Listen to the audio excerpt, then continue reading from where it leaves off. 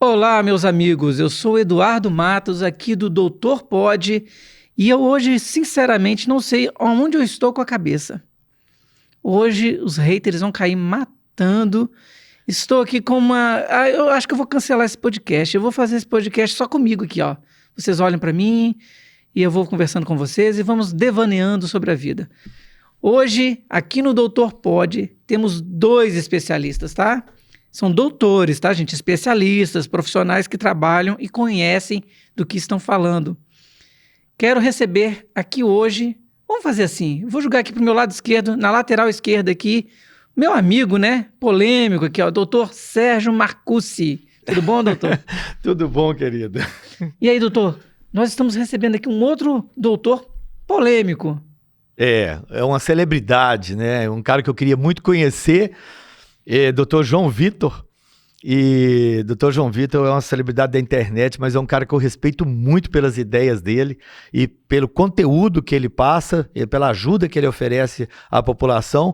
E eu falei com ele aqui agora, eu falei assim, nossa, João, já estou te conhecendo numa mesa de entrevista, nós não demos nem um beijinho ainda, não teve nada, né? Aí eu quero que ele se apresente. Sem carinho nenhum, né? Sem carinho nenhum. Aí eu falei assim, já sentamos, já começamos, eu falei assim, então se apresente aí.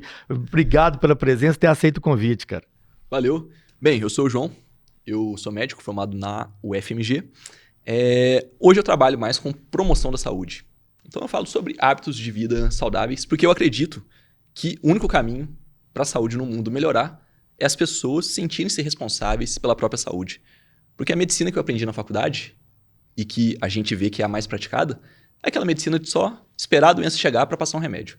Espera a doença chegar, passa um remédio. Mas a gente não precisa esperar a doença chegar. E se cada um tiver essa iniciativa de cuidar da própria saúde, a gente não dá chance para a doença chegar. Então as pessoas vão ver com muito mais saúde, com muito mais vitalidade, com muito mais alegria, sem ficar lotando os hospitais, sem precisar ficar investindo cada vez mais em CTI e o sistema de saúde quebrado, porque não dá conta. As pessoas estão ficando cada vez mais doentes. Porque é caro, né, doutor? Caríssimo, né? Então, hoje eu tenho essa missão, eu acredito bastante nisso, né? De que a gente tem que promover a saúde e quando a doença chega, se chegar, se a gente der chance... a gente tem aí a medicina para fazer as intervenções, mas a gente não pode depender só do incêndio acontecer para ficar só apagando fogo, né? Então, eu acredito bastante nisso, de que não dá para a gente manter esse modelo atual do médico bombeiro. O médico fica ali só apagando fogo e esperando a doença chegar. Não, a gente tem que promover a saúde e a internet está aí para isso, né?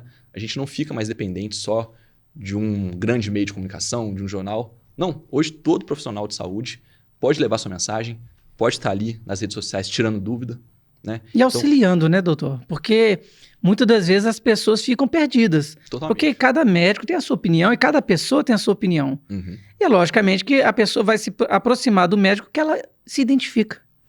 Ela pode... É igual dieta, né, doutor? A pessoa gosta de uma dieta X e para ela não dá certo, para outra pessoa dá certo e aí vai levando a vida. Perfeitamente.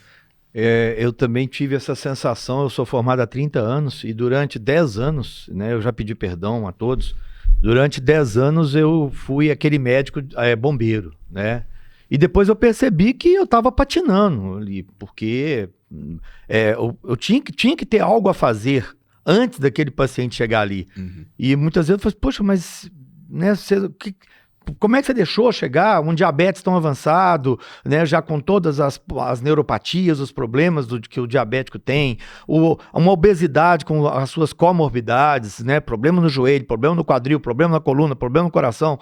Eu falei, mas por que você deixou chegar nesse ponto? Ninguém te orientou. A pessoa tomando 10 remédios, né? Assim. A polidroga, a polifarmácia. E aí eu comecei a perceber que, na verdade, é o que você falou, a nossa formação médica, ela é horrível nesse sentido.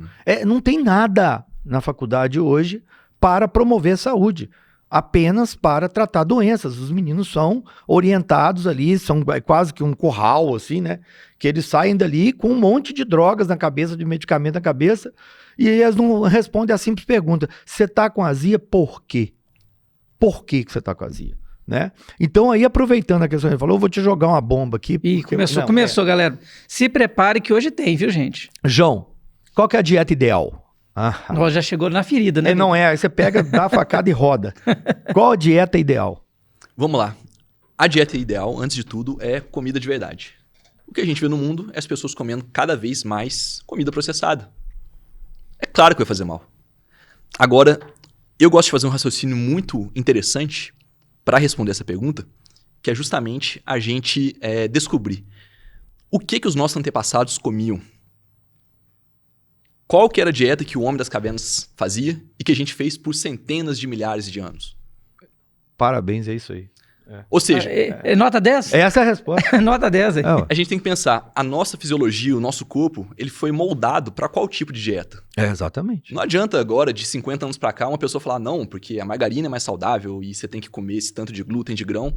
Ao longo da história evolutiva do ser humano, a gente nunca comeu tanto grão, tanto óleo vegetal, tanta margarina e processados.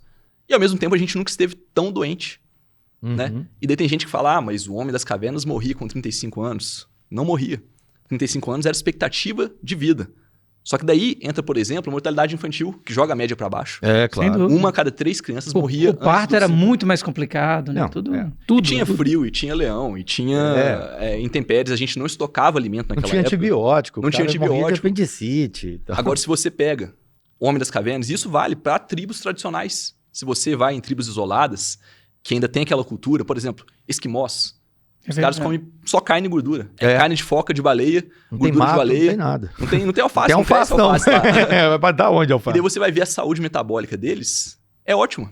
É. E daí quando esse esquimó, que tá lá no Alasca, migra para os Estados Unidos, a saúde dele acaba. Essa é uma boa analogia. Eu não tinha pensado nisso, mas realmente. Não, tem um livro que chama Blue Zones, Uhum. né, que mostra o estudo de algumas comunidades e a dieta delas. O que elas têm em comum é exatamente ingestão de comida de verdade, não come industrializado e come bastante carne, bastante gordura, né? Não come, e aí não tem agrotóxico, não tem os glifosatos da vida, nada disso. É engraçado, as Blue Zones, né, eles têm uma dieta muito diferente. Por exemplo, uma Blue Zone é Okinawa, no Japão. Eles comem muito arroz, batata doce, né? Não necessariamente eles têm uma saúde pior, apesar de comer muito carboidrato. Né? Agora você pega e tem Blue Zone que come mais proteína animal. Eles são igualmente saudáveis. Tem os Maasai, da África, que a dieta deles é carne, leite e sangue. E você vai ver, eles não têm aterosclerose. Mas o colesterol não é um vilão? Não, gente. Não. A gente tem que descobrir, tem alguma outra coisa aí que tá fazendo o colesterol virar uma coisa ruim. Exatamente. Mas o colesterol por si só não causa nada. Então, a dieta ideal é aquela dieta que o ser humano fez na maior parte da nossa história evolutiva, ao longo de centenas... Já tá no DNA do ser humano. Né? Exatamente. E essa dieta não é uma dieta rica em industrializados, essa dieta não é uma dieta vegana, essa dieta não é uma dieta que você tem que ficar comendo a cada 3 horas. Poxa, pensa no Homem das Cavernas. Exatamente. Durante milhares e milhares de anos, a gente não tinha alimento estocado. Nenhum, hoje a gente tem dispensa, hoje a gente tem supermercado, iFood, entrega na sua porta. Mas durante centenas de milhares de anos não foi assim. A gente saía da caverna sem saber se no final do dia a gente ia ter conseguido caçar um animal, colher um fruto ali para se alimentar. E se não conseguisse, tudo bem, ficava em jejum. Ficava em jejum. E daí o jejum intermitente. Ficava ali 12 horas sem comer tranquilo, né? Perfeito. Tranquilo não, mas... Não, tranquilo. Porque no dia seguinte você tinha que estar melhor ainda para conseguir a disposição, garantir que né? você ia caçar. Né? E hoje em dia nós vemos as pessoas que comem muita comida industrializada, a disposição dela é muito diferente. Mas por que isso ocorre, doutor? Por que a comida, por exemplo, a carne processada, ela é realmente prejudicial à saúde da pessoa? Por que ela causa tanto malefício, doutor? Essas comidas processadas. Primeiro, se é carne, não é processada, né? Peraí, doutor. Já começa aí. Aquele hambúrguer que o pessoal compra lá, ele... Não, aqui dali é uma carne processada, é um hambúrguer industrializado. Sim. Não, mas se você falar assim, se é carne, não tem jeito de ser processada. Né? Carne é um alimento natural. In natura, né? Mas saiu um estudo científico agora há pouco tempo falando sobre o uso dos ultraprocessados e a diminuição da expectativa de vida, né? Então, essa é um alimento extremamente inflamatório, né? Perfeitamente. É aquilo, se é processado, já não é carne. Se você faz um hambúrguer de carne moída e sal, cara, ali na sua casa, poxa, perfeito. Ah, entendi. Agora, aquele alimento ali que é feito pra ficar na prateleira. Congelado durante um ano. Durante um ano. E não tô falando só de carne, não. Pode ser um hambúrguer vegano. Pode. Pior ainda. Pior ainda, né? Porque é cheio de lectinas. de lectina, de óleo vegetal, Sojas, de conservante. né? O negócio é tratado por irradiação É. pra Raios ficar gama, puro, né? pra Raio não gama, estragar. Você tem que colocar radiação ali pro negócio não estragar, senão as bactérias crescem ali. Então eles têm que esterilizar o negócio. Pai, mas aí, doutor, então a pessoa que tá comendo um hambúrguer vegano, pela propaganda que passa, né? Que aquilo ali é fantástico pro organismo, aquilo ali, ela vai ter um padrão uma qualidade de vida maior. Acaba que é o contrário. Vamos lá. Se você é vegano ou se você conhece alguém que é vegano, porque assistiu um documentário do Netflix, porque acha que vai salvar o mundo, me desculpe, você foi enganado. Não que você tenha uma intenção ruim, não é que culpa da você não se pessoa. preocupe com o ambiente, mas existe toda essa propaganda, todo esse interesse comercial, econômico, para as pessoas deixarem de comer carne e comer carne vegetal, carne de soja, carne de mentira, que é um super industrializado. E por que existe esse interesse? Porque a margem de lucro da indústria é muito maior quando ela pega soja, claro, coloca um gostinho de carne ali uma e essência. vende. Sim. Por exemplo, a mesma coisa manteiga e margarina, né? Por que a manteiga é mais cara que a margarina? Poxa, a manteiga você tem que cuidar da vaca, tem que tratar ela bem. Tirou o leite ali, o leite rapidamente já tem toda uma logística envolvida para o leite não estragar. E daí quando chega na prateleira do supermercado, a validade da manteiga é bem menor também. A margarina não. Poxa, você vai lá, planta milhares de hectares de soja, colhe, aquela soja pode ficar 2 anos armazenada ali num silo, depois você extrai o óleo... Hidrogênio, o óleo daquela soja, um processo super industrializado, super feio, coloca um saborzinho ali e a margarina dura anos E um bocado de sal, né? no supermercado. Ou seja, eles vendem a margarina por R$10, mas para fazer a margarina custou R$1. A manteiga não. A margem de lucro é incrível. a margem né? é menor. Mas custou 15 para fazer. Então a margem da manteiga, a margem da carne é muito menor. E a mão de obra também, né? Porque a manteiga teve o cara que cuidou da vaca, que alimentou, que... Nossa, realmente é muito mais complexo. Então, assim, no fundo, eles querem aumentar o lucro deles, Claro, piorando a sua saúde. sim. A saúde em último plano, né, na Eles não verdade. estão nem aí, cara. Existe uma parceria da indústria do alimento com a indústria farmacêutica, né? A indústria de alimento te adoece, a indústria farmacêutica Te cura, remedia, assim. remedia aquela doença para você continuar doente. Então, isso é um ciclo vicioso, a gente tem que sair fora desse ciclo vicioso. Outro dia um paciente meu falou assim, um paciente vegano, e aí eu acho que ele foi lá para tentar me catequizar, sabe? Sabe aqueles caras que gostam de evangelizar as pessoas, né? Aí ele foi lá me catequizar, chegou e falou assim, o senhor come cadáver de animal? Eu falei assim, então, eu como porque eu já tentei comer ele vivo. Mas, pô, cara, é difícil pra caramba. Eu peguei um pouco, mordi a orelha dele. Ele saiu Mas, chorando. cara, o porco me mordeu também. Aí eu tive que matar o porco, porque comer o porco vivo... Aí então, você ficou com não dó deu. dele gritar. Aí o boi eu não consegui, porque o couro dele é muito duro. Eu não consegui pegar o boi. Então a gente tem que matar mesmo pra comer, não tem jeito não, né? Eu quero ficar olhando pra mim e eu falei assim, cara, olha a sua boca no espelho. Você não tem 2 caninos aí? Você acha que esse canino tá na sua boca por quê? Não é pra você comer carne? A nossa dentição, ela mostra pra gente o que a gente tem que comer. E a dentição do ser humano é a dentição mais eclética que tem, né? Porque a gente tem dente pra tudo. Sim. Qualquer coisa que pintar, o ser humano é predador, ele come qualquer coisa. Ele tem dente para vegetal, ele tem dente para roer. Pra e ele triturar tem dente pra também. carne, né? Então, nós só temos 3 macroelementos para comer. Uhum. Ou você come carboidrato, ou você come proteína, ou você come gordura. Não tem mais coisa para você comer. O resto é microelemento, que é minerais e vitaminas, e o resto é água e fibra, que não é alimento, é só fibra. Então, você só tem essas 3 coisas. Dentro dessas 3 macroelementos, carboidrato, proteína e gordura, se você tirar a proteína animal, você está tirando 70% da proteína. E está tirando ali a B12 toda, porque não tem B12 no reino vegetal, e está tirando muitos aminoácidos que não tem no reino vegetal.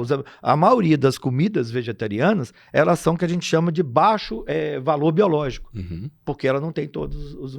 E aí você tira aquela proteína, que é um dos macroelementos, você só fica com 2, que é carboidrato e gordura. Só que quando você tira a proteína animal, junto você tira a gordura animal. Então você tira a gordura saturada. Como é que você vai fazer hormônio? Perfeito. Não vai fazer hormônio. E aí fica sem testosterona, fica sem estrógeno, fica sem progesterona, fica sem cortisol. Aí entra em fadiga, não sabe por que tá... Então essa dieta vegana, doutores, ela não vai conseguir trazer todos os nutrientes que a pessoa precisa. Não consegue. E aí, como que essa pessoa, então, que se diz vegana pela cultura, pela moda que ela adotou, ela vai sobreviver com qualidade?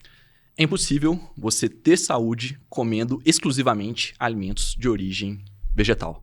Ah, mas se eu repor a B12? Gente, é muito além da B12. Igual o Sérgio falou, tem creatina, tem ferro M, tem carnitina, o próprio ômega 3, né? Ele tem de alga, mas ele é majoritariamente de origem o EPA animal. É do peixe, né? E daí a gente para perguntar, mas eu vou suplementar. Falei, poxa, Mas então... por que você vai gastar R$2.000 de suplemento todo mês para continuar com suplementos industrializados que no processo de fabricação vão fazer mal para o ambiente, para você ficar comendo folha, mato, ervilha, grão de bico? Não vale a pena. Agora, uma coisa que as pessoas precisam entender é que o nosso corpo foi feito para comer carne. O nosso intestino é muito mais parecido com o intestino de um leão, que é um animal carnívoro, do que com o intestino de um boi ou até de um primata vegetariano onívoro, né, que é o gorila. Então, por exemplo, o boi tem 4 estômagos. O gorila tem aquele barrigão, não é gordura. É o intestino grosso dele, o cólon, que tem que fermentar aquele tanto de mato que ele come. Ou seja, o meu corpo não está preparado para ter uma dieta exclusivamente de origem vegetal. Pronto. Então, se é uma coisa que meu corpo não foi feito para receber, é impossível ser saudável comendo exclusivamente assim. E é interessante mesmo, o doutor falou uma coisa que eu já percebi. Tem algumas pessoas que são veganas e tudo mais, ou vegetarianas, e elas não são magras, assim, parece que elas estão inchadas. Tanto é que vão no meu consultório. Todo dia eu recebo vegano no meu consultório, eu quero emagrecer. Eu falei assim, bom, com essa dieta aí, nós podemos ter uma boa amizade, mas não vai rolar nada, porque você não vai emagrecer. Como que ela vai emagrecer? Só tem 3 coisas para comer. Ela tirou a proteína e a gordura, aí vai comer o quê? Só carboidrato e fibra. Não vai conseguir. E ela vai ter pico de insulina, ela vai ter baixa de ferritina. E aí tem os veganos radicais, né? Que não comem nem ovo, né? E que são, aí esses aí a saúde é bem deteriorada. Aí tem problema de dente, tem problema, né, de imunidade, né? Uma série de coisas, como o João falou, a gente não consegue atender às demandas, né? Eu falo, gente, nosso DNA tem 10 milhões de anos, a era industrial tem 200 anos. Perfeito. Então, o seu DNA está acostumado. O paciente pergunta para mim assim, o que eu como? Eu falo assim, imagina que você é um homem das cavernas. Você amanheceu numa caverna. Pronto, o que tem para você comer? Você vai achar um ovo, você vai achar um mato, vai achar uma raiz. E é mais fácil. Roedor. É mais fácil você caçar um peixe. É mais fácil do que uma ave. E é mais fácil que um mamífero. Então você come assim umas 3 vezes por semana peixe, 1 vez por semana ave e 1 ou 2 vezes por semana ali o mamífero. E é isso, que sempre foi assim. Você não tá aqui porque os seus antepassados comeram mato, não. Você tá aqui porque eles comeram carne, né? E aí vem infertilidade, inflamação. Aí a gente fica ali numa sinuca de bico com esses pacientes. Na verdade, é o que o João falou, né? É mais uma doutrina criada aí por esse mundo do Netflix, que ajuda muito. E eu tenho pacientes que a mãe me procura e fala, doutor, o que eu faço? Minha filha agora ela cismou, parou de comer carne. Eu falei assim, tira o Netflix de casa. Corta a internet. Não, corta não, pessoal. Continua, não corta não corta a internet. Senão você não vai assistir o nosso podcast aqui. E eu quero aproveitar aqui e pedir para vocês se inscreverem aqui no nosso canal. Sabe por quê? Tem muitas pessoas que estão absorvendo o nosso conteúdo e não estão se inscrevendo. Eu não sei por quê. Porque mesmo que você não goste do conteúdo, você pode aprender. E para aprender com doutores aqui que têm vasta experiência, curta, compartilhe aí para a galera e ative as notificações.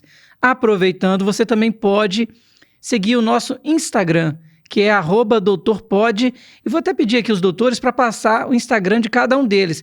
Até porque, assim, eles nem estão precisando tanto, né? Que agora estão com muitos seguidores, estão ficando famosos demais. Mas aqui, ó, @doutorpod. E doutor Sérgio, qual que é o seu Instagram para o pessoal já começar a te seguir? Dr. Sérgio Marcucci. Aí, ó, tá aí na tela, você pode acompanhar, muito fácil, muito conteúdo bom. E às vezes, assim, nem tudo é polêmico não, tá, gente? Muita coisa voltada para mudar a sua vida para melhor. E o doutor? Qual que é o do doutor João? É doutor DR, vai aparecer? Aí, ó, apareceu. dr.joão.vitor. Tô aqui no YouTube também. Tá no YouTube também? É o mesmo nome? Como que é? Coloca aí João Vitor que aparece. Com esse aí certeza. É o único João Vitor da internet. Eu tenho curiosidade. Ô, João, você tem um programa que é ativação metabólica, né? Eu tenho curiosidade de saber como é que é. Explica pra gente. Da onde que nasceu, qual que é a ideia desse programa? Perfeito. Vamos lá. Quando eu me formei, eu queria salvar vidas, né? É o que a gente sai da faculdade querendo. Você recebe seu carimbo, você Nosso quer sair destino, ajudando as pessoas. E daí eu comecei a trabalhar em posto de saúde, no SUS, e em hospitais também no interior. E muitas vezes eu trabalhava numa mesma cidade ali do interior, num posto de saúde, e à noite eu dava um plantão no hospital. E daí de manhã chegava no posto de saúde um senhor, uma senhora, e eu olhava os exames e falei, olha, seus exames estão muito bons, estão melhores que os meus, parabéns. Pode continuar tomando seus remédios aí direitinho, do jeito que você tá saudável. Eu achava isso. E daí à noite chegava essa pessoa com um quadro agudo no hospital. Um edema agudo de pulmão, um AVC, um infarto. E daí eu comecei a me questionar. Pô, eu não tô salvando vidas. Eu tô só apagando fogo. De manhã eu atendo a pessoa no consultório, falo que tá tudo bem, porque os exames estão normais. E daí à noite ela tá lá na emergência. Deve dar uma sensação até de frustração. O que tem de errado? Poxa, eu saí da faculdade querendo salvar vidas e parece que eu tô só apagando fogo. E daí a gente começa a estudar, né? Acho que todo médico que pensa um pouco diferente tem uma história parecida com relação a isso, né, Sérgio? Que a gente começa a estudar e fala, pô, o metabolismo da pessoa tá todo errado, porque ela vive um estilo de vida que vai totalmente contra a nossa fisiologia, contra o nosso metabolismo.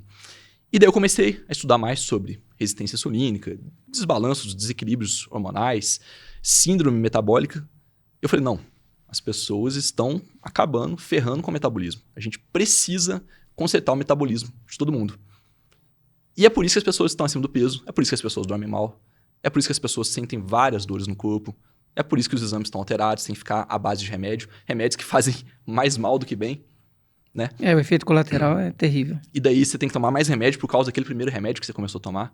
E não, a gente tem que consertar o metabolismo, né? Se você quer emagrecer, você tem que deixar o seu metabolismo mais acelerado, o seu corpo tem que estar com uma maior eficiência na hora de queimar gordura, porque não adianta você comer pouco se o seu corpo não está conseguindo queimar gordura. Se ele não está conseguindo fazer isso de forma eficiente, em vez de perder gordura, você perde músculo. E daí esse metabolismo cai ainda mais. Fica fraco, né? E daí você entra no platô da dieta ali, emagrece no comecinho, entra no platô, depois ganha tudo de novo. Então, assim, a gente precisa consertar o metabolismo de todo mundo. Seja para ter mais saúde, mais longevidade, seja para emagrecer. Tudo começa por ver o que está de errado ali no seu metabolismo. Eu comecei a dosar a insulina dos meus pacientes tem uns 10 anos. Eu não dosava insulina, eu dosava glicose. A glicose não é pra nada. Nada. Não, se a pessoa tomou um susto ali antes de fazer o exame, o cortisol, a adrenalina já faz a glicose subir. E chega com uma glicose de 120 e acha que tá doente. Ela subiu lá pro andar lá, o elevador deu aquele balanço, cortisol. Às vezes o medo de agulha que a pessoa tem. Sim, já sobe a glicose. Né? Sobe o glucagon ali, o cortisol e sobe a glicose. Então, assim, durante muitos anos a gente acreditou nisso. E hoje a gente sabe que o grande problema, o grande vilão é a insulina. Eu tenho um caso agora recente, o paciente meu todo inflamado, com hiperinsulinemia. Joga no Google hiperinsulinemia. Você vai ver o que dá. Tudo que você sente, desânimo, fadiga, cansaço. E a hiperinsulinemia leva a 30% de aumento de todos os tipos de câncer, leva a aterosclerose, zumbido no ouvido. Aí a pessoa, eu já fui em 10 otorrino. Eu falei assim, você já parou de comer carboidrato? Mas tem nada a ver, não? Eu falei assim, não, então para, daqui a um mês você me fala. Interessante isso aí. O paciente foi no meu consultório, pediu os exames de rotina, tal, ele foi lá e colheu. Aí veio lá a insulina 50. Um negócio assim, a insulina tem que ficar entre 4 e 6. 50. Eu falei assim, nossa, o que é isso? Aí ele me ligou, Sérgio, eu esqueci que eu tinha que fazer o exame de sangue, comi uma banana. Aí né? Deve ter sido umas. Eu vi que deu alterado aí, eu fui lá e fiz outro exame de sangue. Eu falei, mas eu não te pedi? Não, eu arrumei pedido com outro médico. Eu falei, não, tudo bem, então. Aí me mandou outro.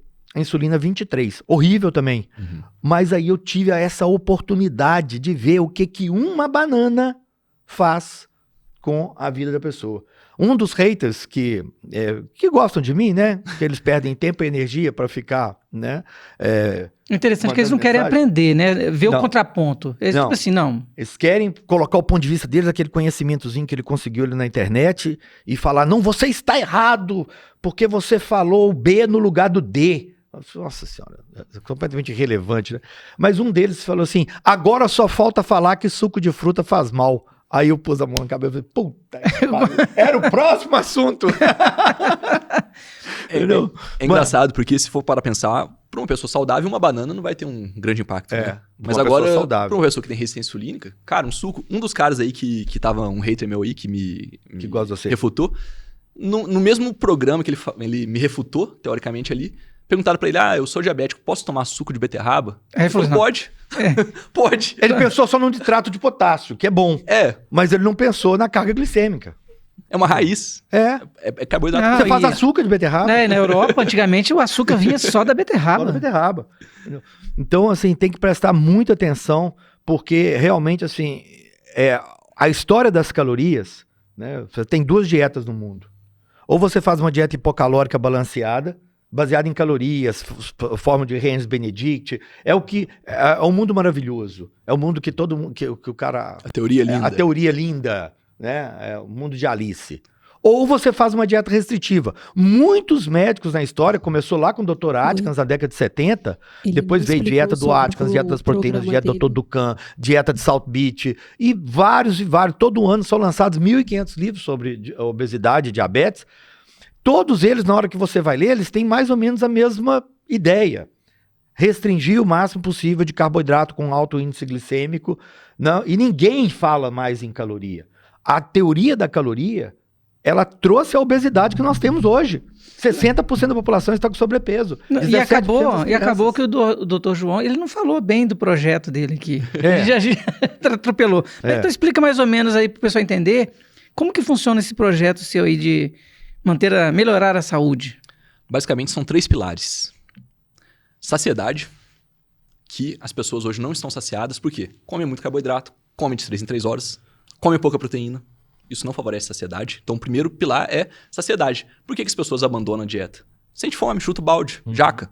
Então, saciedade. Segundo, manter o seu metabolismo acelerado. Se o seu metabolismo está acelerado, você vai ter uma demanda energética maior, vai ser mais fácil você perder peso e, uma vez que você manter esse aceleramento no metabolismo. É o que, basicamente? Basicamente, são várias coisas, né? Tem vários hormônios envolvidos, mas basicamente, se você tiver um volume de massa magra legal, você não precisa ser um fisiculturista, não. Se você tiver a massa magra, o seu metabolismo está acelerado. Porque o músculo tem uma demanda energética para existir.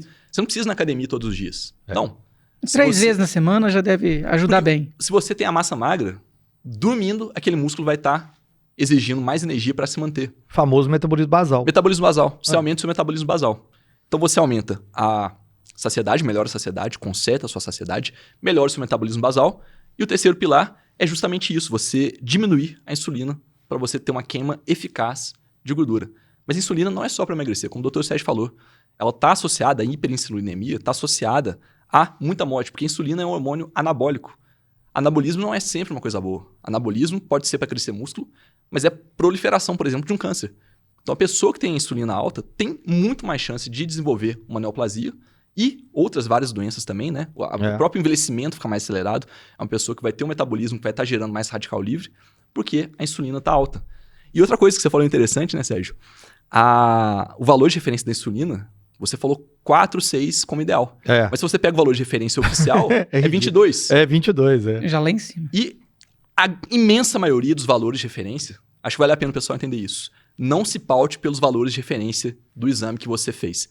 Às vezes a gente pega o exame, já vai abrir antes de mostrar para o médico e quer ver lá, tá tudo dentro da referência, tá normal. Fazer uma métrica ali. Esses valores de referência são definidos, na sua imensa maioria, de forma estatística. Ou seja, eles pegam toda a população ali, tiram uma média e falam, a média tá aqui, então tá normal. Só que eles desconsideram que a população tá doente. Ou seja, se você pega a média de uma população doente, a média vai estar doente também. A média de população do fast food, hein? Vai estar o colesterol altíssimo. Vamos dizer para as pessoas assim, referência é assim, vai ter uma festa lá em casa hoje à noite. Eu moro ali na Praça da Bandeira. Você vai? Vai. Então tá bom, te espero lá 9 horas. Aí você chega lá na Praça da Bandeira e fica lá olhando para cima, olhando para os prédios. Eu te dei o endereço? Não. Eu te dei uma referência. Próximo. E é isso é referência. Pessoal, olha, é ali próximo, viu? Mas você não vai chegar nunca no endereço. Então, valor de referência é isso, gente. Agora, os exames, a gente passa anos estudando aquilo. Até hoje eu estudo, né? Você também. Porque os exames um conversa com o outro. Então, às vezes, você vê uma referência ali fora da referência, você fala assim, mas proteína C reativa, vamos supor, marcador inflamatório, deu lá, alterado. Nesse dia que você colheu o exame, você estava com alguma infecção? Eu estava com uma sinusite, mas eu já estava tomando antibiótico. Eu falei assim, então desconsidero isso aqui. Né? Ou então, nesse dia aqui, o TGP está alto. Você malhou um dia antes? Uhum. Não, malhei. O médico falou que eu tô com problema no fígado. Eu falei, não, mas peraí, isso aqui pode ser do músculo. Que você tá malhando, se a gente quiser saber. Porque os outros marcadores do fígado estão normais. Então, você não se preocupe com isso. Então, assim, a gente tem que contextualizar aquele exame de sangue. É global, né, gente? A visão, eu falo, a internet, ela te dá muita informação, mas você não tem a formação. Perfeito. O raciocínio clínico. Perfeito. Né? E em tudo. Se a gente quiser fazer um projeto de engenharia hoje, a gente faz na internet uma petição inicial. A petição inicial, agora com o chat GPT, né? Exatamente. Ele faz para você, ilustríssimo. Pode ter algumas coisinhas bem loucas, mas... Mas assim, a formação, o raciocínio crítico é muito importante na hora que você vai orientar uma pessoa, né? Então assim, esse programa do João é espetacular, né? Coloca a pessoa no eixo e ele dá um norte para a pessoa. É aqui que você vai, né? Mas para complementar aquela ideia que eu já te falei, uma coisa que eu acho fundamental é você tratar a sua casa. Uhum. Tratar todos os membros da casa. Eu sempre pergunto assim, a primeira coisa que eu pergunto é com quem que você mora? Se a pessoa morar com mais de 2 pessoas, ela e mais uma, se tiver um terceiro já começa a dar ruim. A chance dela cair nos 85% que vai abandonar o tratamento em 4 meses é muito alta, porque você não consegue mudar o outro. E aí, as estatísticas mostram, por exemplo, quando o casal fuma, aí um resolve parar de fumar. A chance do outro voltar a fumar é 95%. Só de ter o cheiro do cigarro em casa. Então, como é que você vai fazer uma dieta, ou você vai ter um programa alimentar, uma filosofia de vida, ou, né, eu detesto dieta, você tem que ter uma filosofia de vida. Você não pode se trair. Se na sua casa tem um pote cheio de bala, cheio de bis, cheio de chocolate, entendeu? Você abre o armário, tem biscoito, aí tem... Você vai comer aquilo, você abre a geladeira, tem lá um pudim. Então, obviamente que você tem que desintoxicar a sua casa. Pega um saco preto e pega todas essas que está empacotado, tudo que é industrializado, sementes, o que tem lectina, joga tudo num saco preto e doa. Mas se doar, você vai matar o outro. Mas aí você doa. Tô brincando, eu tô brincando. Né? Mas assim, não dá. Se você tem uma doença, principalmente se você for doente, né? Se você não for doente, não deixa adoecer. Trata da sua saúde. Né? As pessoas não vão esperar adoecer para fazer uma dieta. Não, pô, você tem que fazer antes. Você tá vendo que deu ruim pro seu pai, deu ruim pra sua mãe, deu ruim pra sua avó. Aí você vai esperar. A pessoa chega no meu consultório, ela já me dá de bandeja o diagnóstico. Ela fala assim, ó, minha mãe tem diabetes, minha avó tem diabetes. Mas e meus exames, como é que estão? Eu falei assim, então, não tem ainda não. Ainda não. Mas se você continuar nesse caminho, você vai ter. E doutores, a dieta cetogênica, ela é segura a longo prazo? Vamos lá. Porque, entendeu? Às vezes a pessoa fala assim, no curto prazo é ótima, e no longo prazo? Essa dieta que o homem das cavernas fazia era uma dieta cetogênica. Sim. Porque ele não comia muito carboidrato. Ele tinha um carboidrato ali de um fruto, que os frutos antigamente eram muito menos doces, né? Hoje a gente tem frutos muito doces porque o ser humano foi naturalmente, artificialmente selecionando aqueles que eram mais doces, mais palatáveis. Né? Então antigamente banana tinha caroço, morango era pequenininho, azedinho. Não, tem melancia sem caroço. A gente vai desenvolvendo coisas que são mais palatáveis. Mas antigamente, né, na época que a nossa fisiologia se desenvolveu, a gente não tinha tanto carboidrato disponível. Era raiz, um frutinho ou outro. Ou seja, a gente estava em cetose o tempo todo. E por que isso era essencial para a gente sobreviver? Porque a gente não tinha alimento estocado. Ou seja, a gente saía para caçar sem a garantia de que... E ainda fazia exercício físico, né? Ainda fazia exercício em cetose, em jejum. Ou seja, o natural para o ser humano é estar em um estado com a cetose um pouco mais alta, ativa. Né? Porque daí você consegue queimar gordura com muita eficiência, você consegue fazer jejum de 24, 48 horas se precisar, e você consegue exercer atividades físicas, caçar um mamute em jejum. Ou seja, o normal para o ser humano é fazer jejum. E se você já fez jejum, você deve saber como que é. Depois que você faz 24 horas de jejum, você está muito mais ligado. Poxa, antigamente, quando eu comia muito carboidrato, época de faculdade, eu ia para academia fazer musculação, desmaiava, tinha hipoglicemia. Claro. Porque comia muito carboidrato, comia mal, não tinha uma sensibilidade boa à insulina. E daí depois que eu comecei a fazer uma dieta mais low carb, mais cetogênica, eu já fiz aula de boxe com 48 horas de jejum. Boxe super aeróbico, super explosão. E assim, normal. Nunca fiz uma aula de boxe tão boa do que essa que eu fiz em jejum. Então assim, a cetogênica, o jejum é o estado natural do ser humano. A regra não é você comer a cada 3 horas. Mesmo porque a gente não tinha alimento disponível a cada 3 horas. Mas teve uma moda aí nas academias, isso, né? A cada 3 horas. A pessoa comia 6 refeições por dia, 7 por dia, né? E daí fala que cetogênica, jejum é modinha. Não. A modinha é você comer de 3 em 3 horas e você comer esse tanto de porque carboidrato. Nenhum animal vai ter uma cadeia alimentar assim, né? De 3 em 3 horas se alimentando. Nenhum animal. E daí eu te pergunto, você vê até animal... um cachorro, se você colocar ração para ele de 3 em 3 horas, vai chegar uma hora que ele não aguenta aquilo ali. Você vê animal obeso na natureza? Você já viu um leão, uma zebra obeso? Não. O único animal obeso que a gente vê é o cachorro doméstico, por exemplo, que come de cachorro tudo. E gato doméstico. Agora, você não vê um leão na natureza obeso. Não, você não vê um leão... ele tem que correr atrás da caça, não tem jeito. Então, assim, na prática, o ser humano moderno, ele tá muito mais próximo de um animal que foi domesticado, que vive um estilo de vida totalmente artificial, do que, de fato, um ser ali que tá vivendo do jeito que ele foi feito para viver. Só rapidinho, só aproveitando pro pessoal que às vezes não tem aquela noção, o que é a cetose? Só pro pessoal, às vezes tem algumas pessoas que não estão tão por dentro dessa linguagem médica, né? O que é a cetose? O nosso corpo, ele funciona com alguns combustíveis, com algumas fontes de energia. Quando você come a cada 3 horas, muito carboidrato, você tá sempre com a glicose disponível, então o seu corpo, ele vai sempre usar a glicose. Só que a gente tem uma reserva de energia, que é a gordura. A gente tem um processo metabólico, a partir do momento que a gente precisa ativar essa reserva de gordura, esses triglicérides vão virar ácido graxo livre, e esses ácidos graxos livres vão ser utilizados na mitocôndria para gerar energia. Quando você está em cetose, você está produzindo esses corpos cetônicos a partir da gordura. E o seu corpo está usando esses corpos cetônicos como fonte de energia, em vez de usar a glicose. Qual que é a vantagem? A gente tem uma reserva de carboidrato no músculo, glicogênio e no fígado também, que dura 8, 10, 12 horas. E gordura, a gente tem reserva de gordura para durar semanas.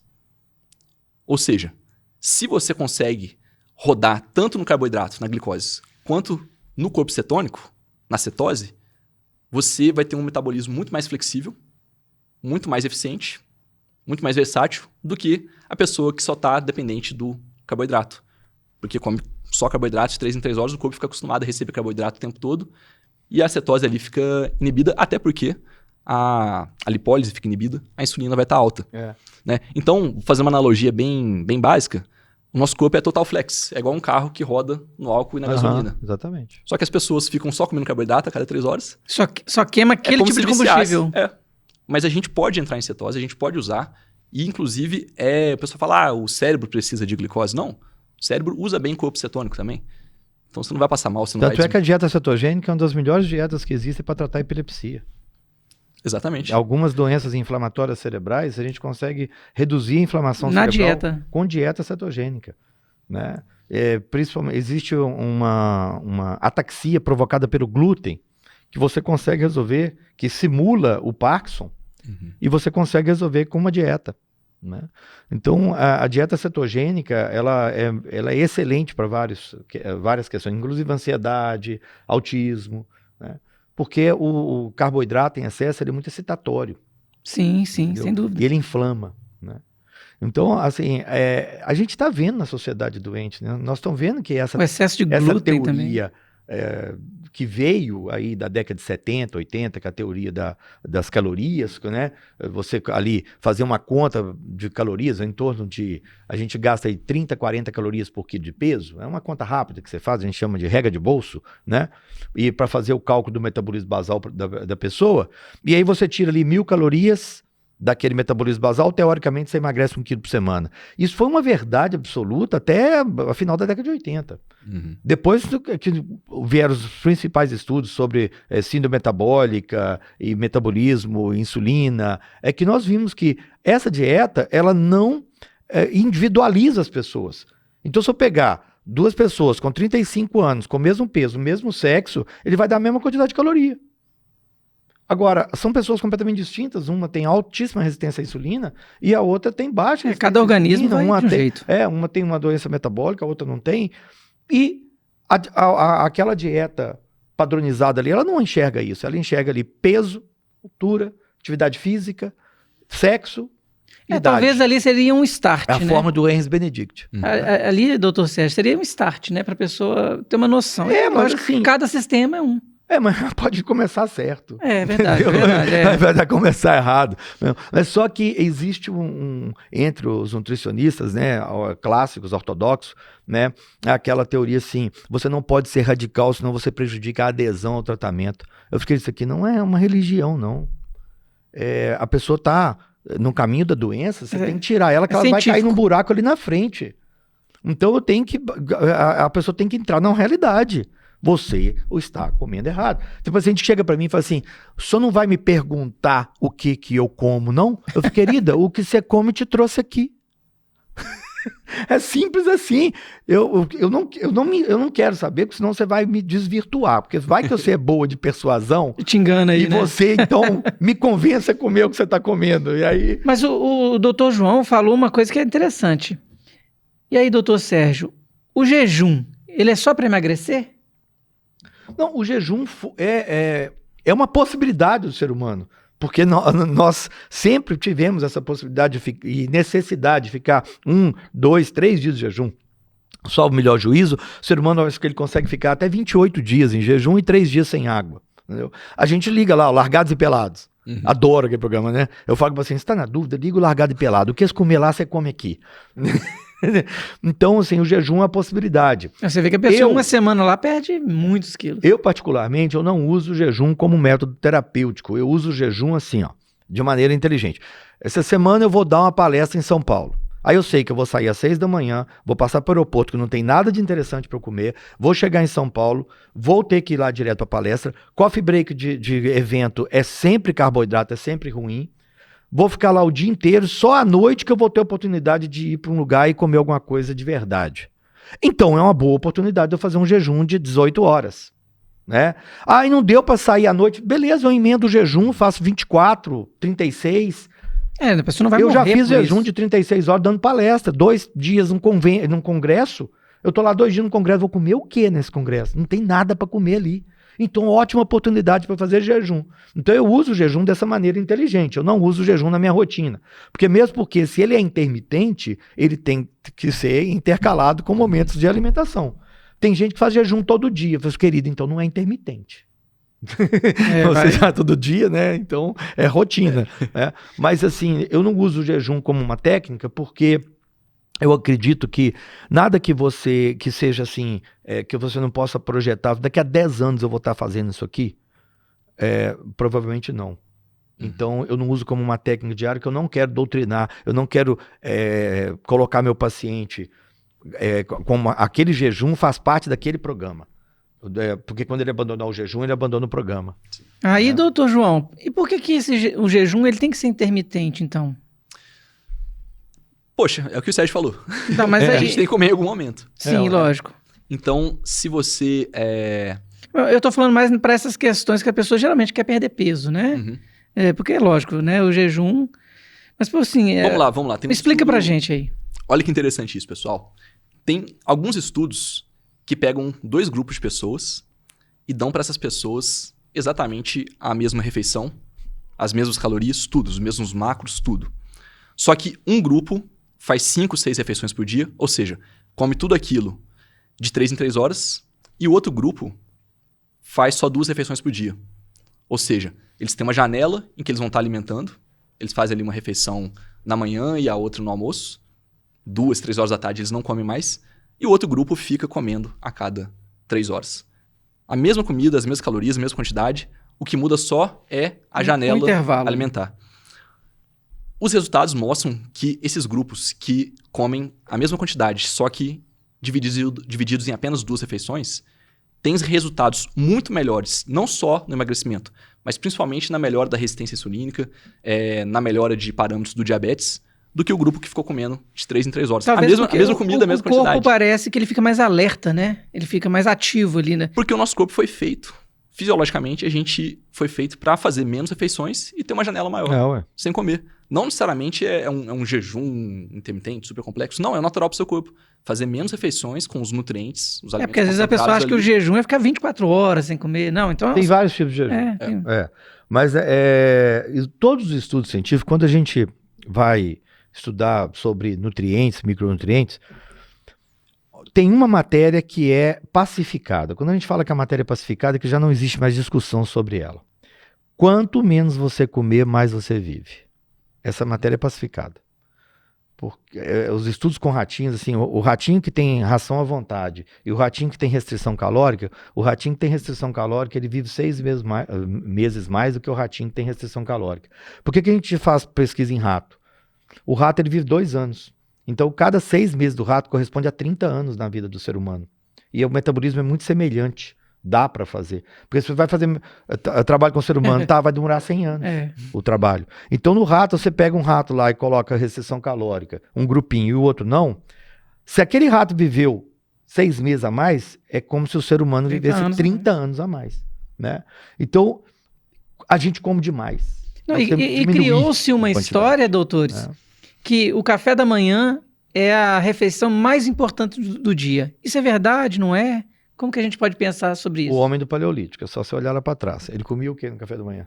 O que ele conseguia caçar, né? Porque ele não estocava comida. Porque hoje em dia a pessoa fala assim, né? Comer o café da manhã como um rei, ou seja, enche de açúcares, de carboidratos, aí no almoço diminui um pouquinho e na janta quase nada.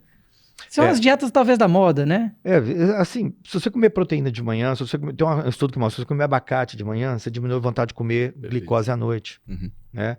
Então, sempre estar ligado à proteína, porque ela é mais sacietógena. Se você come um carboidrato ali, um pão, que é o comum, né, do dia a dia aí, você vai ter um pico de insulina, daí 2 horas você está com fome de novo. Talvez a teoria daí de comer de 3 horas é por causa disso. Comer só pão. E a questão... Uma coisa interessante é que, ao longo do dia, o nosso corpo vai ficando mais resistente à insulina. Ou seja, se eu como uma banana de manhã, eu vou ter um pico X ali de glicose, insulina. Se eu como à noite, eu vou ter um pico muito maior. Então, de preferência, a gente tem que fazer refeições mais leves e comer menos carboidrato à noite. Na verdade, o dia todo. O último horário é às 7 horas, mas assim, quanto mais proteína, melhor. Mesmo porque o hormônio de crescimento que vai ser secretado durante a madrugada, ele depende de um série de aminoácidos. Né? Então, a gente fica chovendo numa olhada. A gente roda e cai aonde?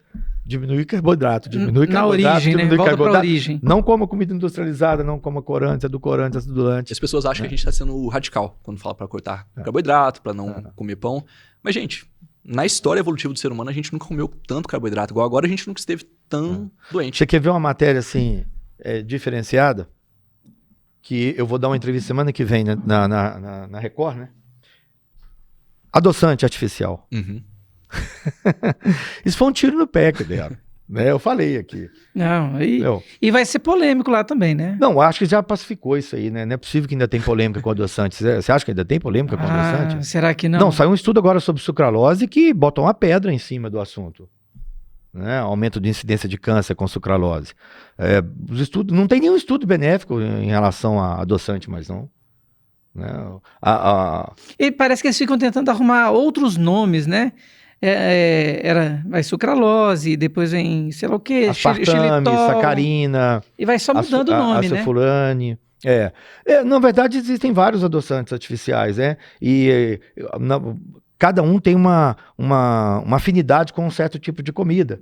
Né? Então, algumas é para bebida ácida, os outros é para bebida quente, os outros adoçam melhores sucos, entendeu? Então, eles vão diversificando. A verdade é que tudo que é muito industrializado vai ter um problema sério para o corpo, né? O adoçante é absurdamente industrializado. O adoçante surgiu, o benefício dele é substituir a caloria do açúcar.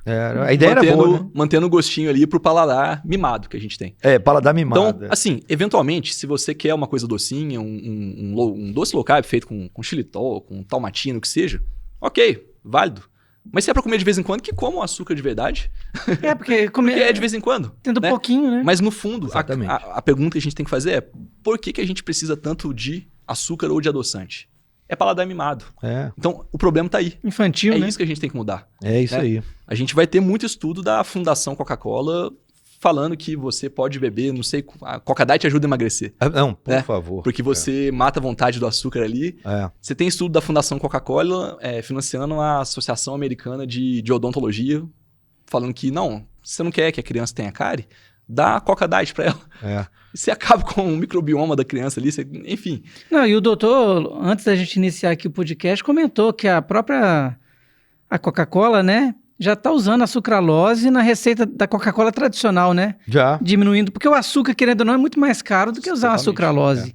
Então, para a indústria que quer ter lucros, né, as toneladas de açúcar diminui para... Já que a sucralose adoça aí 600 vezes mais, economiza para cada 1 quilo de sucralose, 600 quilos de açúcar. Exatamente. Fantástico, hein? Uma economia boa, hein? Muito boa. Vou abrir uma fábrica de refrigerante. Abre sim. É boa. Aqui em BH acho que tem uma, né? Tem a... Era em BH, né? O Del Rey? Del Rey, é. Aí. Docinho. Docinho. Mas eu falo com meus pacientes, ó, se você quiser comer uma coisa doce, se tiver, né, o paladar mimado e tudo, então coma açúcar. Coma açúcar demerara, que é dentro de uma cadeia de redução de danos, assim, é o de menor dano. Não tô falando que é bom, tô falando que é o menor dano. Né? E aí você come. Você quer tomar um refrigerante? Então você toma refrigerante normal. Mas não vai me usar nenhum adoçante, porque o prejuízo é muito maior. Né? E aí nós estamos vendo a população. É só você olhar para a população. Depois que os adoçantes também, entraram, doutor, piorou muito a saúde da população. Aconteceu muito também que as pessoas... Eu já vi mãe colocando refrigerante em mamadeira de criança. Sim. O menino tá chorando demais. Gente, imagina a criança tomar neném... Vai tomar refri, ficar mais agitado. Tomar 300 ml de um refrigerante preto que tem. Não, quando você fala, meu menino tem TDAH. Aí você se aventura a perguntar o que ele come. Aí você fala assim, não, se ele não tivesse TDAH, estaria errado. Né? Porque toda a alimentação dele é excitatória. Né? O menino vai ter TDAH mesmo. E o que explica essa endemia de TDAH que a gente tem hoje? Eu não sei o percentual ao certo, mas me parece ser muito alto a quantidade de crianças tomando Venvanse e Ritalina. Né? Então, isso tem que ter uma explicação geral. Uma coisa que acomete a todos. A alimentação, obviamente. Agora, um detalhe interessante, doutor. Uma mãe, por exemplo, que... A gente sabe que tem a diabetes gestacional e tudo mais. Mas mesmo assim, ela continua consumindo muito açúcar na gestação. Essa criança pode vir a sofrer com essa... Sabe, desse excesso de açúcar que a mãe consumiu durante esses 9 meses? Não só a criança, como o filho dessa criança. É mesmo? O neto dessa mãe. Por quê? Os ovários de uma mulher, eles são todos gestados ali no útero. Então, eu tenho uma filhinha de 8 meses. Ela já nasceu com todos os ovários que ela vai usar. Os óvulos que ela vai usar. Desculpa, os óvulos. O resto da vida. Ou seja,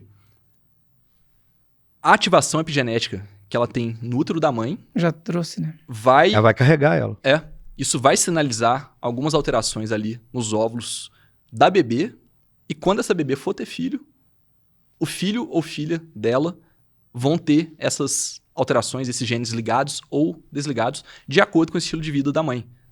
Então, isso é muito interessante, porque às vezes não é só para você, não é só para seu filho, é para seu neto, né? Para sua neta, que vai fazer uma diferença. Olha só, tá vendo, gente, que o nosso podcast aqui, ele traz um cuidado todo especial, principalmente nessa fase que tão bonito, né, que é da mulher estar gestante.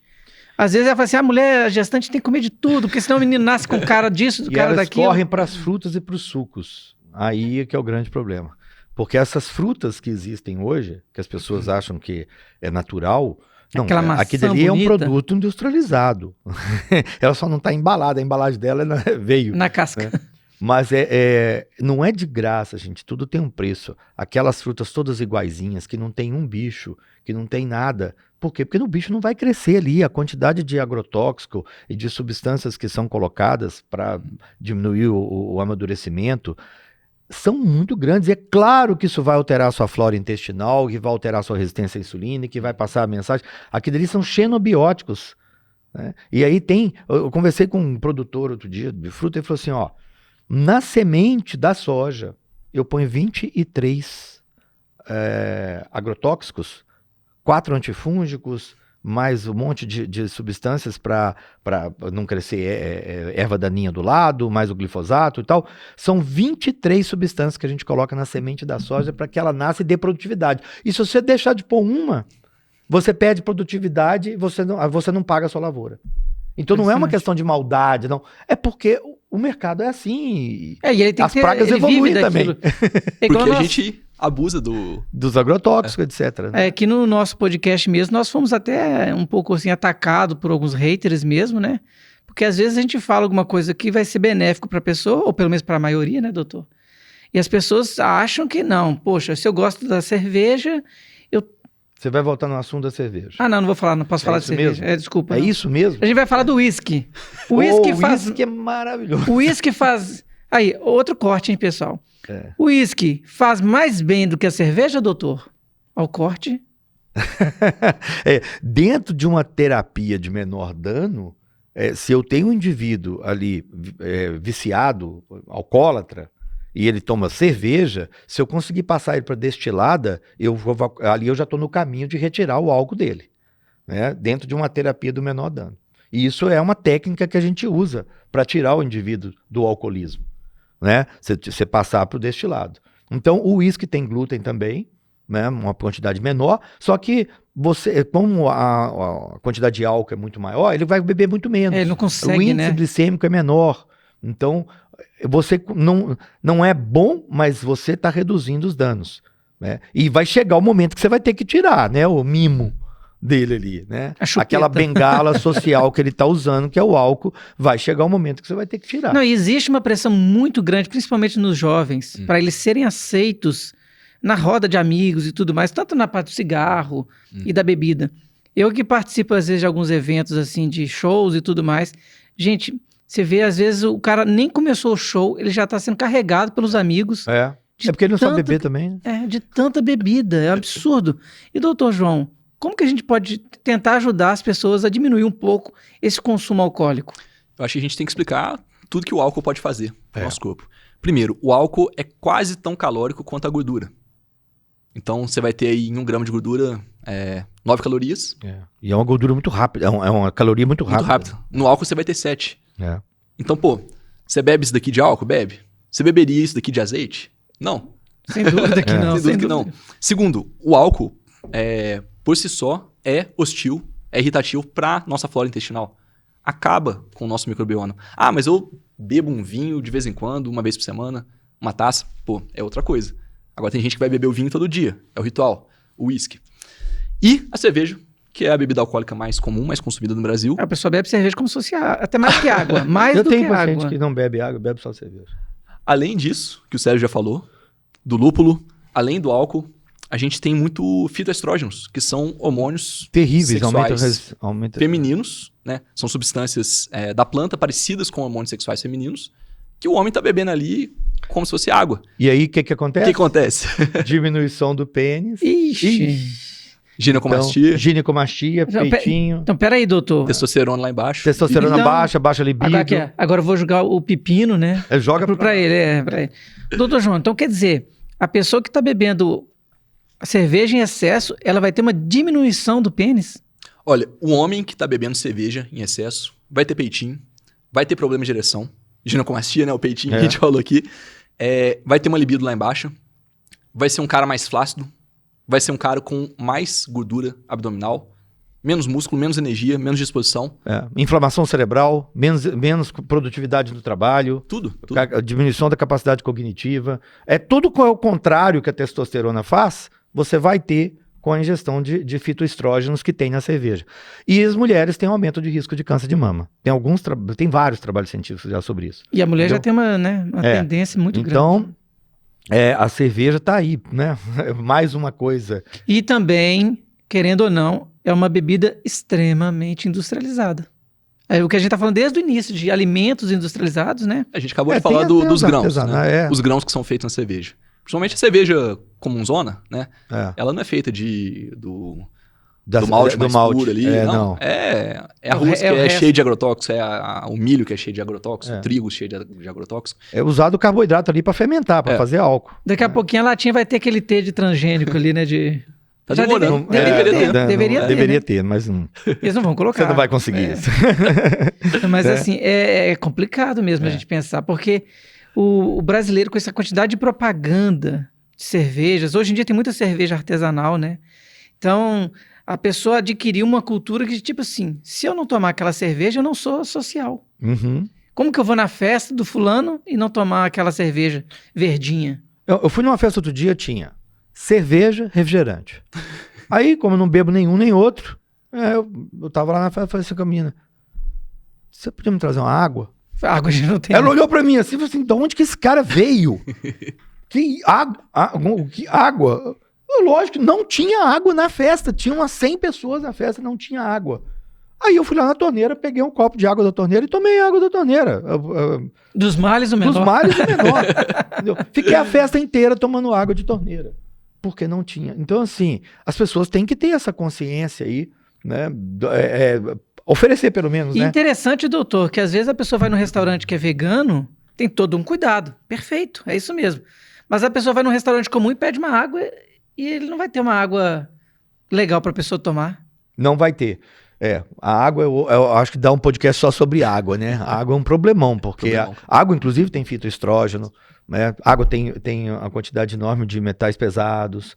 A água nossa... Que vem da torneira, né? Que vem da torneira, infelizmente, ela não tanto tem... é que às vezes você vai lavar a mão numa torneira, você sente aquele cheiro de produto químico. Você fala assim, cloro, excesso. Que água é essa? A água que sai esbranquiçada por causa, né, de algum processo que foi feito. Olha só que interessante. As mulheres, infelizmente, tem um uso generalizado de anticoncepcional. Infelizmente. Uso anticoncepcional, uma parte desse anticoncepcional vai sair na urina. Essa urina cai no rio, no esgoto. Chega na cidade que tá mais à frente do rio. Essa água é captada, é tratada para tirar a bactéria, mas os estrógenos ali, os hormônios, e não só anticoncepcional. Não tem filtro que tira. Não tem filtro. Tá tudo ali. E daí a gente vai e bebe são essa água. anos que as águas estão aí. Então a população cada vez tomando mais remédio. Esse remédio, uma parte dele vai sair na urina. E essa urina cai no esgoto, cai no rio. Essa água depois vai ser consumida por uma outra cidade, por uma outra pessoa, que pode ser eu, pode ser você, pode ser qualquer um. E a gente está consumindo essa água da torneira que tem esse tanto de coisa. Eu tive um caso a semana passada. A menina chegou no meu consultório com uma taxa de estrógeno de 1.600.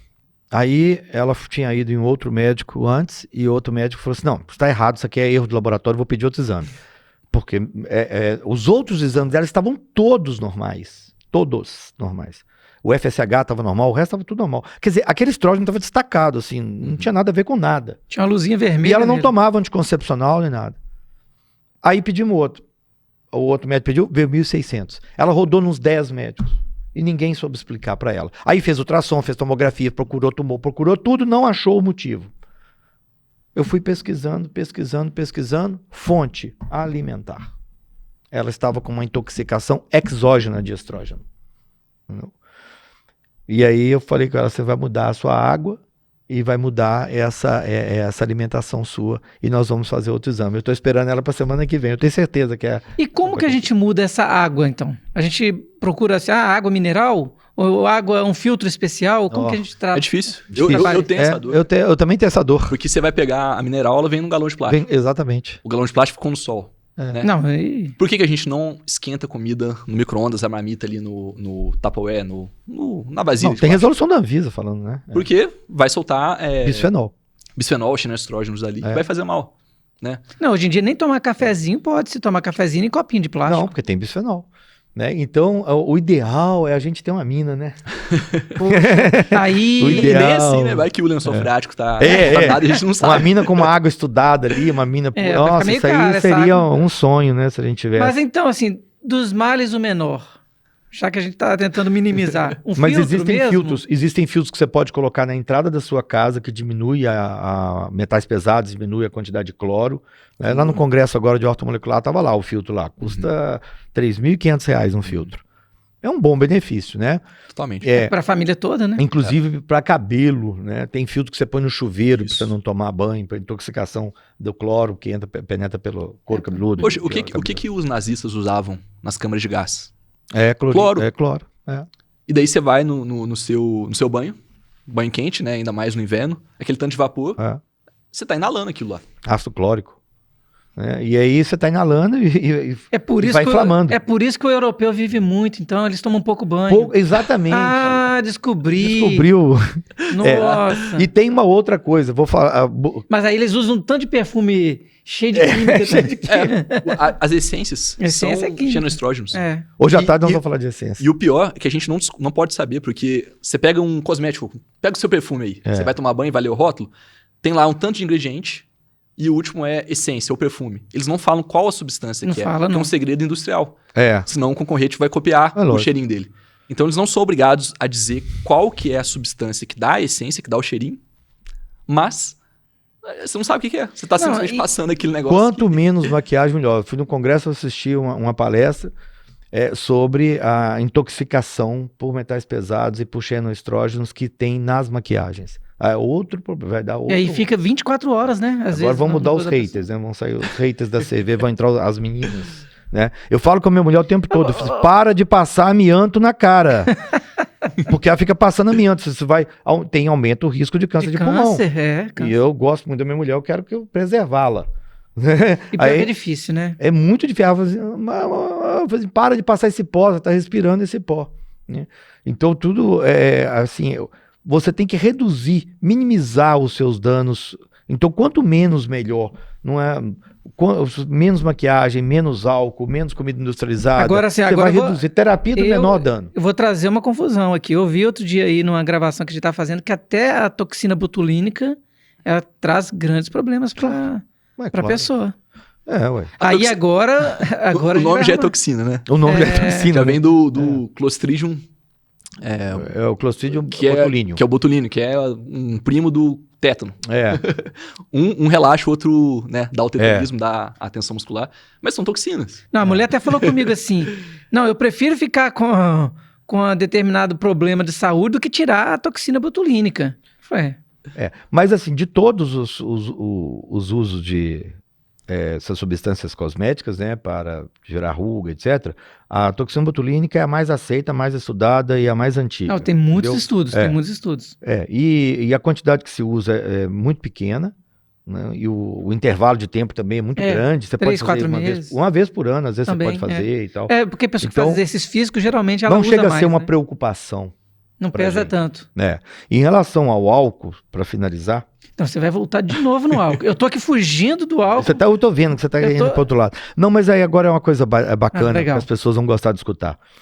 O álcool, ele tem uma curva em J na nossa alimentação, né? Na nossa nutrição. O que é uma curva em J? Se você beber 0 álcool, você tem menos benefício que se você beber 1 dose de álcool. E se você beber 2 doses de álcool, você tem o mesmo malefício de beber 0 álcool. Peraí, vamos ver essa matemática. Vai continuar explicando. Eu teria que desenhar um gráfico para as pessoas entenderem. Mas assim, o indivíduo que bebe 2 doses de álcool por dia, ele é igual ao indivíduo que bebe 0 de álcool por dia. Então eu falo assim, não, eu sou abstêmico, eu não bebo nada. Eu falei assim, então, acho que você devia beber uma dosezinha por dia. Abaixa a pressão arterial, melhora o triglicérides, melhora a inflamação. Mas essa dose que você tá falando? Não, a dose é preconizada, já é uma dose determinada. Legal. E tem uma bebida melhor do que... Porque senão a pessoa vai falar assim, vou tomar uma dose de 1 litro disso. Os estudos, eles não destacam uma bebida, não. Eles são 30 ml, se eu não me engano. 30 ml, assim, mas assim, destilado... É uma dose de whisky, 50 ml. É uma taça de vinho. Uma taça de vinho, 125 ml, e um copo de chopp, 250 ml. Os estudos não diferenciam, não. Perfeito. Sabe? É porque é álcool, né? É álcool. O estudo é em cima do álcool. Mas o problema é que o álcool é extremamente adito. Ele é extremamente viciante. E numa pessoa que tem ali uma mente adita, o risco é muito alto para você apostar nesse método terapêutico. Então, existe isso, a gente tem consciência disso, eu falo para os meus pacientes, né? O europeu, ele toma uma taça de vinho, né? A gente vai na Europa e você vai no almoço assim, todos os empresários, todo mundo tem uma taça de vinho na mesa. Ninguém... E é melhor, às vezes, a tomar uma outra bebida ali, um refrigerante, por exemplo, né? O ideal é comer sem beber nada, né? Você está diluindo o seu ácido. Exatamente. O ideal é beber. Gestão. Fica péssima, né? É igual você botar um Veja multiuso e diluir ele, entendeu? Então, o ideal é isso, mas uma dose de álcool por dia é mais benéfica do que não tomar nenhum álcool. Não tomar nenhum álcool, né? E isso chama um efeito de hormese. Hormese é aquilo que não te mata, te deixa mais forte. Uhum. Ou seja, se você bebe muito álcool, daí vai fazer mal demais. É tóxico. Se você bebe uma dose pequena, continua sendo tóxico, só que a resposta que o seu corpo vai gerar em resposta Aquela agressão, ela traz algum benefício. É igual ao exercício físico. Exercício físico, para você crescer músculo, você tem que machucar seu músculo. É uma lesão, microlesão. Se você faz uma lesão controlada, você hipertrofia. Se você exagera no peso, daí já é uma lesão que vai te fazer mal. Vai dar um rompimento. Exercício físico tem dose. Sim. Não, eu tenho visto alguns vídeos na internet aí de pessoas fazendo aqueles leg press. Aí o cara vai lá, o joelho dele, quebra. Sim.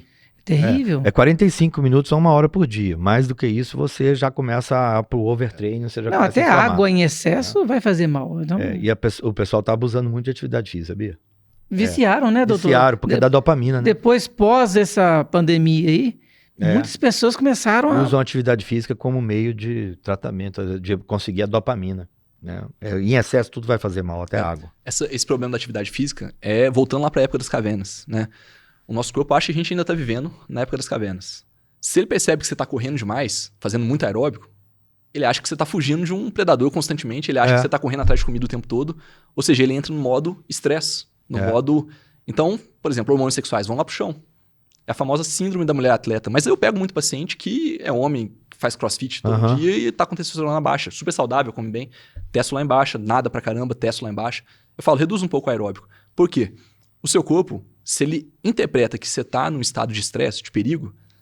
Ele tem que trazer energia de outro lugar. Ele vai focar no essencial. A última coisa que você quer, por exemplo, é ter um filho quando você tá numa situação de estresse, de perigo. Então, hormônio reprodutivo, hormônio sexual, vai tudo lá pra baixo, né? Cortisol lá em cima. Gente, é muito complexo às vezes, né? Mas se você observar a natureza, você pega um animal e prende ele num zoológico, ele não reproduz. É o grande problema do zoológico, a reprodução dos animais. Não, e é interessante que outro dia eu fui no zoológico com meu filho, tinha um leopardo lá, um tigre, não sei, ele tava andando em círculo, assim, fazendo um 8. E assim, ó, eu parei ali uns 10, 15 minutos olhando, eu falei, gente, que terrível que é pro animal ali. É como se fosse talvez até o homem também, né? Assim, então esse explica o meu comportamento em casa, quando minha mulher fica falando, eu fico andando em 8. Agora é que eu entendi. É bem o estresse. É o estresse. Não tinha uma tigresa falando no ouvido dele. Mas é interessante que ele ficava ali em 8 e você vê que estava deprimido. Símbolo do infinito. Deprimido. Sim. E aí, o ser humano tem isso também, né? A gente entra como se fosse na gaiolinha do ratinho ali, girando ali, sem perspectiva de nada, né? E às vezes a pessoa tem a ideia de que exercício físico, poxa, vai mudar minha vida. É saudável? É. Mas do que adianta você fazer 1 hora de academia todos os dias, se depois você passa 8 horas sentado, trabalhando? É muito mais interessante você estar em movimento o tempo todo. Poxa, você trabalha sentado, trabalha 1 hora em pé, compra um suporte ali, um standing desk. Porque tem um estudo da Austrália, ele mostra que 6 horas sentado anula os benefícios que você teria com 50 minutos de atividade física. Você comprime a musculatura. Você já reparou isso? Se você fica muito tempo sentado, você cansa. Você tá no final do dia, você tá morto de cansado. A lombar ali tá... Você vê caminhoneiro. Fica 9, 10 horas ali, na boleia ali. Você comprime sua musculatura, você começa a produzir toxinas, muito prejudicial. O caminhoneiro é muito isso, né? Você vê, ele fica barrigudão, geralmente, a perna fina. Estresse o tempo todo ali. Estresse Você não manda sangue pro músculo. Qual que é o benefício de mandar sangue pro músculo? Primeiro que o músculo vai captar aquele sangue, o que tiver ali, glicose, cortisol, adrenalina, o músculo já vai captar. Ou seja, se você tá sedentário, você vai precisar de mais insulina para fazer aquela glicose ficar sob controle. E daí as pessoas vão ter... É um fator de risco para resistência insulínica, para diabetes, sedentarismo. A cada paciente que o paciente sai do meu consultório, eu faço uma série de agachamentos dentro do consultório e eu vou lá na frente, chamo o paciente e venho andando. Minha clínica tem 250 metros. Então, eu ando 250 metros para ir, 250 metros para voltar. Né? Todos os pacientes. Então, de meia hora, o dia inteiro.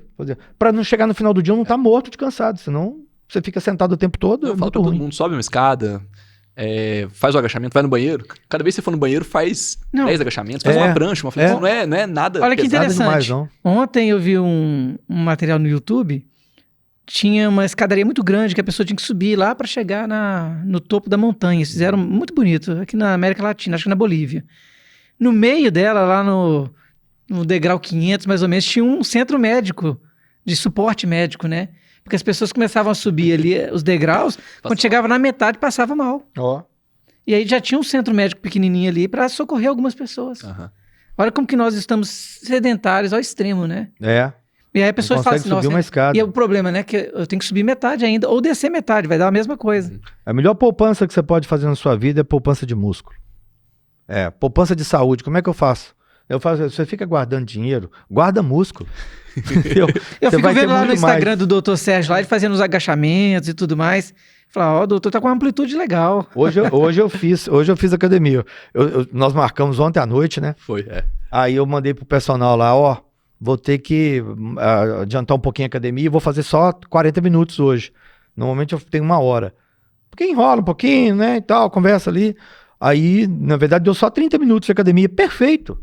Medida perfeita, assim. O personal fica com raiva, você, querido. Melhor do que nada. Vamos ficar felizes com a meia hora? Né? Essa Agora, atividade física é muito a gente importante. falando dessa questão dos alimentos, a questão dos transgênicos. Agora também, relativamente, quase tudo que nós comemos hoje tem alguma... O que são transgênicos para começar, né? Vamos lá, pode já responder essa aí, doutor. O transgênico, como que a gente adota isso como alimento? Não, a gente não adota, não, né? Eles é que adotam pra gente comer. Exatamente. Isso foi uma necessidade. A Monsanto ali, acho que foi década de 80, né? Ele criou alimentos transgênicos, que são alimentos geneticamente modificados, para resistir As intempéries, né? Não, resistir a pragas, Isso. resistir às intempéries e resistir aos próprios agrotóxicos que a Monsanto produzia, que é o glifosato, que é a capina química, né? O grande problema é que quando você muda aquele alimento, você muda até a composição dele, e você não tem um negócio que chama ressonância quântica. A ressonância quântica é o nosso DNA, voltando lá ao nosso DNA. O nosso DNA, a gente tem uma ressonância quântica, por exemplo, com o milho ancestral. O milho lá que nós fomos, que o nosso DNA reconhece, que é aquele milho ancestral. Quando você tem um milho transgênico, ele passa a ser para a gente um xenobiótico, uma coisa estranha, porque nós não reconhecemos aquele DNA do milho transgênico. E aí ele passa a ser inflamatório. Entendeu? Você quer complementar alguma coisa? Não, existe uma teoria e uma prática dos transgênicos. Né? A teoria é muito bonita. A teoria é linda. É tipo assim, ó, vamos fazer aumentar uma a produção, planta que é mais... aumentar a produção, uma planta que é mais resistente às pragas. Na prática, ela ficou mais resistente a agrotóxico. E daí o que eles fazem? Joga mais agrotóxico para garantir, igual você falou, joga 20 e tantos na semente da soja. Então, já que a planta ficou mais resistente, não só à praga, mas também aos próprios químicos, vamos jogar mais químico aí para garantir que a produtividade vai ser a máxima. E aí você não consegue competir no mercado se você não plantar transgênico. Conversa com o produtor. Eu atendo produtores. Eles olham para mim e falam assim, não, a gente já tem as sementes que a gente compra e é ela que dá produtividade. Eu compro a semente X lá e tal. Já vem pronta, né? Vem um combo. É o combo. O cara, se ele não plantar aquela semente ali, a espiga do milho transgênico é desse tamanho. A espiga... Não, e deixar claro, né? Quando a gente fala, parece que a gente tá criticando o agro, tudo. Não, pelo contrário. Brasil, graças a Deus existe o agro. Eles nem gostam que a gente fale agrotóxico, tem que falar que é defensivo químico, né? É um eufemismo. Fitossanitizante. Né? Mas porque... assim, a gente tem que olhar pra nossa saúde também. Claro. Não, ainda mais nessa área médica, né? De saúde, não é um viés de criticar apenas. É um viés de trazer saúde. E existe o rótulozinho, né? Que é o símbolozinho amarelo Tzinho, lá, o Tzinho de transgênico. Tzinho ou tesão. O Tzinho que não dá tesão, né? Que tira o tesão. Então, a população deve evitar o máximo, gente. Não dá para... Embalagem de biscoito para criança tem. Eu fico lembrando, na minha época, para comer biscoito, eu tinha que pedir, pelo amor de Deus, para minha mãe fritar um biscoito ali de polvilho na cesta. Ela falou, só a cesta que tem biscoito, não sou a sua empregada. Fritava na banha ali, não era nem no óleo vegetal. Não, na banha. Na banha é top. Já dava um saborzinho, né? E aquele tem espirrava, queimava o braço da minha mãe todo, dava bolha e tal. Espetacular. Né? Hoje os meninos, né, essa quantidade de biscoito, eu fico impressionado. Qualquer alimento que tem mais de um dia de validade, ele vai ter BHT. que é um conservante antifúngico que tem ação fitoestrogênica. E aí é péssimo para a criança, puberdade precoce, diminui o tamanho do pênis. Né? Então, Banido na muda. Europa, a União Europeia já baniu. A União Europeia já baniu. Aqui daqui uns 30 anos chega. Muda o imprint sexual, cerebral, principalmente se for comido pela mãe durante a gestação. Gente, não é por nada não, mas se a gente for pensar bem, esse podcast nosso aqui vai ter uns 15 horas, assim, só pra falar de alguns assuntos. Eu acho que tem coisa demais que a gente pode abordar. A mensagem que a gente tem que deixar é que vai ficar todo mundo desesperado. Né? Não pode fazer mais nada, não pode comer isso, não pode fazer aquilo, tá tudo errado. E de fato, isso é uma verdade. A gente tem que entender que hoje estamos o ser comendo humano errado, moderno, ele vive num mundo totalmente artificial. Então qual que tem que ser o nosso esforço? Tem que ser viver a vida o mais natural possível em um ambiente que hoje é totalmente artificial. Inóspito. Né? A gente não vai conseguir tudo. Igual a gente falou da água. Pô, o que a gente faz com a água? É um desafio. Mas o que a gente conseguir mitigar, né, desse mundo moderno? Tem tanta coisa que faz mal. O que a gente conseguir atenuar, mitigar, diminuir a influência na nossa saúde, o que está sob o nosso controle, que a gente faça. Né? Exatamente. Não é pra ficar colocando medo no pessoal. Vocês são uns terroristas, sabe? Não. A realidade é essa. A gente tem que entender. E saber a gente tá aqui para tentar ajudar. Né, então, redução de danos. Minha pasta de dentes, eu uso pasta de dente de ozônio. Perfeito. Aí tem da Veleda, que também não tem Meu filho usa Veleda. Ou seja, diminui. Acabou. Ali, é menos uma coisa. Já diminui a maquiagem, tenta comprar uma maquiagem que tem menos. Mas peraí, até o flúor na pasta de dente da pessoa, então, que toda a caixinha tem escrito assim, com flúor, não é um benefício. Não, hoje Peraí, não, doutor. Foi. Deixa eu tentar entender, peraí, tá lá, tá uma propaganda lá. Marca X com flúor. Tanto é que para criança, geralmente, o próprio pediatra fala, compra pasta de dente sem flúor para criança. Depois de 7 anos, eu acho, eles falam assim, agora pode usar flúor. Mas e aí? Época de desenvolvimento cerebral. E a criança engole, né, a pasta de dente. Isso. Então, se for flúor, é pior ainda, né? Porque quando tá no mucosa já é ruim. Né? Daí tem a pasta de dente lá com sabor, a criança vai começar a engolir. Engole mesmo, sem querer. Meu filho tem nem 3 anos. Qual que é o malefício inicial do flúor? Só pra gente... a gente tá indo pro final já, mas só pra gente já dar mais uma dica pro pessoal. Por onde a gente começa, hein? Flúor... Ou será que a gente deixa isso aí para um próximo podcast? O flúor, ele faz parte da coluna 17 da cadeia periódica, né? E ele é um halogênio. Então, uma das coisas que o flúor está envolvido é que ele compete com o iodo, que também é um halogênio, na formação do hormônio tiroidiano, que é o tetraiodotironina, que é o T4, né, e o triiodotironina, que é o T3. Você precisa de iodo. Só que aí o que acontece? O flúor entra no lugar. Aí você faz um tetrafluortironina e um trifluortironina, que não é inativo. É inativo esses hormônios. Aí você dosa no sangue, vem normal. Só que ele não está ativo. Funcional. Porque ele tem ali uma quantidade de flúor. Essa é uma questão hormonal. E o flúor, essa família 7A, né, 17, é o elemento mais eletronegativo. Ele vence de todos, então ele vai tirar o flúor, daí o coitado do iodo. Depois o flúor tem o cloro ainda, que é mais eletronegativo. Exatamente, vai tira também. O iodo se ferra tudo lá. Tem cloro. Tem os dois na água. Daí você vai e pega mais flúor da pasta. Poxa. E por isso que a gente fala, vamos reduz. Mas será que é por isso que os governos colocaram o sal iodado? Para tentar mitigar isso? Aí é outra história. Tá vendo? Uma coisa leva a outra. A questão do iodo, o meu ponto de vista, você não precisa ficar repondo iodo. Tem muita gente eu também não reponho iodo, não. O excesso de iodo vai fazer mal para a tireoide. É a questão do sal iodado, que antigamente as populações mais isoladas, mais continentais, que moravam longe do mar, elas não no tinham interior acesso ao iodo. do Brasil, principalmente. Não comia peixe marinho e tudo. Então o governo, para diminuir o bócio endêmico, criou essa lei, né, que é uma lei antiga, de ter o sal iodado. Agora, via de regra, não pega no consultório pessoa com deficiência de iodo. Não, muito raro. Então, assim, não é uma coisa que eu vejo que você tem que suplementar o tempo todo, mas já tem nos alimentos para pegar essas populações mais isoladas. Né? É porque a gente tinha o bócio endêmico no Brasil, os papudos, os papudos do interior. Acabou, você não vê mais aqueles papudos, né, que eram estigmatizados, assim, né? Então, a tireoide tentando hipertrofiar, tentando produzir, porque não tinha iodo, né? Então hoje a gente não vê mais, depois dessa adição do iodo no sal de cozinha, que foi um benefício. um benefício muito bom. Mas as pessoas estão caminhando mais para o sal marinho, para o sal do Himalaia, e a Anvisa foi há pouco tempo atrás e tirou o saleiro da mesa, proibiu o saleiro nas mesas. Agora voltou, né? Voltou essa lei, essa foi revogada, essa portaria. Hoje os botequinhos pode ter saleiro na mesa e tal, porque eles viram que realmente não era benéfico, né? Mas a gente tem que tentar reduzir a quantidade de sódio também, tem que lembrar disso.